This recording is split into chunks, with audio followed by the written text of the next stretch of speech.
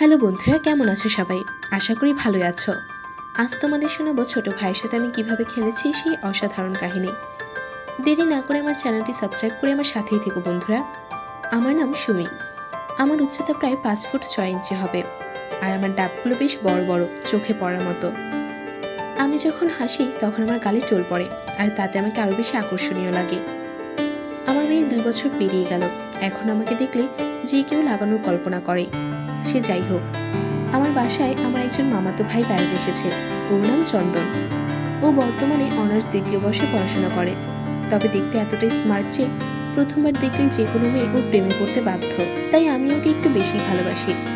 চন্দন বাসায় এসে আমাকে বলল, তুমি তো আগের থেকে অনেক বেশি সুন্দরী হয়েছো। আমি ওর কথা শুনে খুব খুশি হয়ে গেলাম। সন্ধ্যার পর আমার স্বামী বাসায় আসলো। তারপর চন্দনের সাথে আলাপ করলো। আসলে আমার স্বামী নিখিল খুব ফুর্তিবাজ মানুষ। অল্প সময়ের মধ্যেই ও চন্দনকে আপন করে নিল, আর ওকে বলল আমাকেই নিখিলদা বলে ডাকবে। জামাইবাবু শুনতে আমার ভালো লাগে না। চন্দন তার কথায় রাজি হয়ে গেল। নিখিলদা বলতে লাগলো। এরপর আমরা তিনজন বসে গল্প করতে লাগলাম। তখন আমার স্বামী নিখিল তার কলেজের জীবনের মজার মজার কথা আমাদের বলতে লাগলো, আর আমরাও মজা করে শুনতে লাগলাম। রাত 10টার দিকে আমরা খাওয়া দাওয়া করে আবার ড্রয়িং রুমে গল্প করতে বসলাম। কিছুক্ষণ পর নিখিল আমাকে বলল, সুমি, আজ অনেকদিন পর আড্ডা মারছি, একটু ড্রিঙ্কস হলে ভালো হতো। ওর এই কথা শুনে আমি বললাম, কি বলো? চন্দন ছোট, ও এইসব কখনো খায়নি। তখন নিখিল বলল, আজকে আমাদের সাথে খাবে, আর ও এখন ছোট নেই। এরপর আমি চন্দনের দিকে চেয়ে বললাম, কিরে চন্দন, তোর কি ইচ্ছে?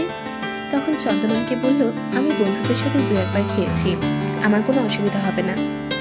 এই কথা শোনার সাথে সাথে আমার স্বামী বলল, এই তো সাবাস, এই না হলে ব্যাটা ছেলে। তারপর আমাকে বলল, তুমি এসো, আজ তুমি আমাদের সাথে খাবে। আমি বললাম, আমি বেশি খেতে পারবো না। আমার এই কথা শুনে চন্দন আর নিখিল আমাকে বলল, তুমি আমাদের সাথে থাকলেই হবে। এরপর আমি 3টা গ্লাস আর বোতল নিয়ে টেবিলে রাখলাম, সাথে কিছু চানাচুর আর নোনতা কাজু বাদাম।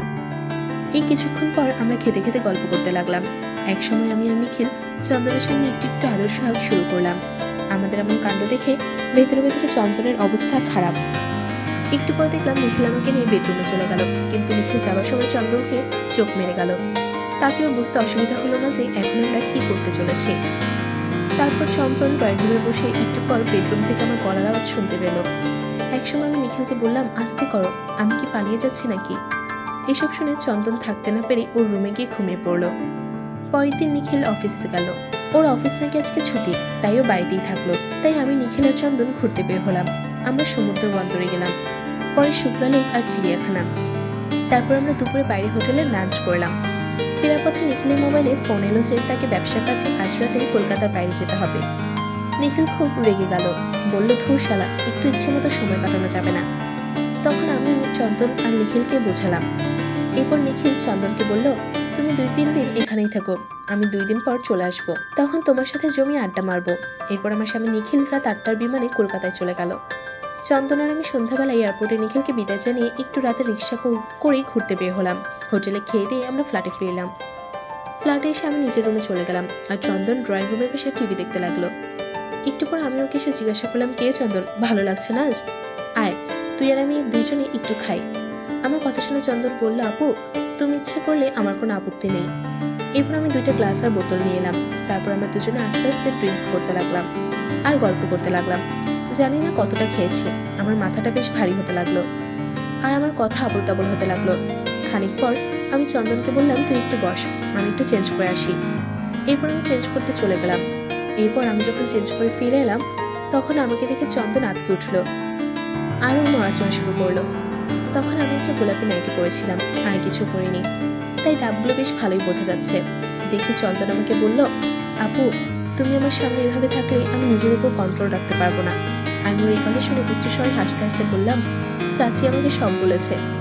তখন চন্দন আমাকে জিজ্ঞাসা করলো, মানে? আমি বললাম, মানে হলো, চাচির কাছে তোর সব কথা শুনেছি আমি, এখন তুই আমাকে দেখা, তারপর আমি তোকে দেখাবো। তারপর আমি আবার বললাম, আমি তোরটা একবার দেখতে চাই, আমি তোর কাছে কতটা আকর্ষণীয়, আমাকে দেখে সত্যি সত্যি রেডি হয়েছে কিনা। আমার এই কথা শোনা মাত্র আমাকে দেখালো। তখন আমি অবাক হলাম যে তা ভাষায় প্রকাশ করা যাবে না। তবে নিজেকে সামনে নিয়ে বললাম, হ্যাঁ চন্দন, চাচি তো সত্যি বলেছে, তুই তো অনেক মজা দিতে পারবি। তখন চন্দন আমাকে বলল, দিদি, চাচি কি সত্যি তোমাকে সব বলেছে? আমি বললাম, না বললে আমি তোকে কিভাবে বলছি, আর তুই তো জানিস চাচি আর আমার সম্পর্ক বান্ধবীর মতো। এরপর আমি ওকে বললাম, চন্দন, চাচির মতো আমাকে মজা দিবি? তখন চন্দন আমাকে বলল, কিন্তু আপু, নিখিলদা যদি জানতে পারে তখন খুব খারাপ হবে। আমি বললাম, আমরা কেউ যদি না বলি তাহলে নিখিল কিভাবে জানবে? তখন চন্দন আমার হাব ভাব দেখে বুঝতে পারলো যে আমি ওর সাথে মজা করতে চাই। তাই ও উঠে এসে আমার ডাব খাওয়া শুরু করলো, কিন্তু আমি কিছু না বলে মুচকি মুচকি হাসতে লাগলাম। কিন্তু 5 থেকে 7 মিনিট পর আমি ওকে টানতে টানতে আমার রুমে নিয়ে এলাম। বেডরুমে নিয়ে এসে চন্দনকে ধাক্কা মেরে ফেলে দিয়ে বললাম, তুই এখন চুপ করে থাক, যা করার এখন আমি করব। চন্দন বলল, ঠিক আছে, তুমি আখের রস খাও, তবে আমাকেও ডাব খাওয়াতে হবে। আমি বললাম, অবশ্যই দেব, কিন্তু তার আগে আমাকে মজা করতে দে। আগে আমি, তারপর তুই। এরপর আগে আমি শুরু করলাম, কিন্তু একটু পরে আমি পাগলের মতো হয়ে গেলাম, কারণ আমি যা স্বপ্নেও ভাবিনি তাই আমার চন্দন দিতে লাগলো। আমার স্বামী নিখিলও ভালো পারে, কিন্তু চন্দনের কাছে সে কিছুই না। তাই প্রথমবারে আমরা প্রায় 1 ঘন্টা মজা করলাম। 2 বছর আগে আমার সবকিছু হয়ে গেলেও আজ হঠাৎ আমার খুব বেশি কষ্ট হচ্ছিল। তাও অন্যরকম একটা ভালো লাগা আমার মনের ভেতরে কাজ করছে। সেই রাতে আমরা আরো 3 বার করলাম। পরের দিন আমাদের খুব ভালো কাটলো। সকালে উঠে একবার স্নান করে নাস্তা করার পর আমরা দুজনে ঘুরতে বের হলাম। ঘুরতে ঘুরতে আমরা গঙ্গার পাড়ে বসে নিজেদের মধ্যে কিছু গল্প করলাম।